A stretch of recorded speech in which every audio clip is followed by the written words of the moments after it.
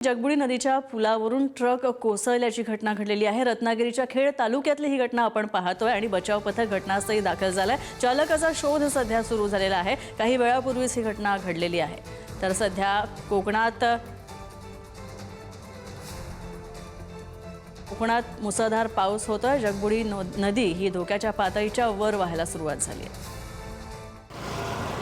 आपण उभे आहोत मुंबई गोवा राष्ट्रीय महामार्गावरील जगबुडी नदीच्या पुलावर खेड तालुक्यामध्ये आणि या ठिकाणाहून एक अतिशय धक्कादायक बातमी ही या ठिकाणी समोर आलेली आहे। माझ्या पाठीमागे जो बघताय तो आहे जगबुडीचा पूल। या ठिकाणी मोठ्या प्रमाणामध्ये तुम्हाला गर्दी पाहायला मिळेल। याचं कारणच हे आहे की या पुलावरून खाली एक टँकर जो गोव्याच्या दिशेकडून मुंबईच्या दिशेकडे चालला होता तो या जगबुडी नदीच्या पात्रात कोसळला आहे।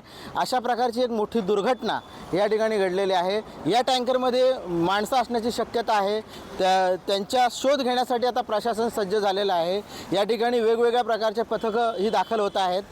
पोलीस असतील, आपत्कालीन यंत्रणेतले काही सामाजिक कार्यकर्ते असतील, या ठिकाणी पुलावर आलेले आपल्याला पाहायला मिळतात। खूप गर्दी या ठिकाणी बघ्यांची झालेली आहे। पोलीस वारंवार आवाहन करत आहेत की नागरिकांनी या ठिकाणी वाहनं थांबवू नयेत।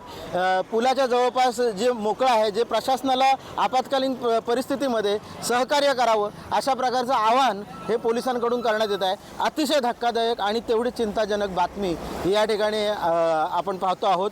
पुढारी न्यूजसाठी अनुज जोशी, खेड, रत्नागिरी।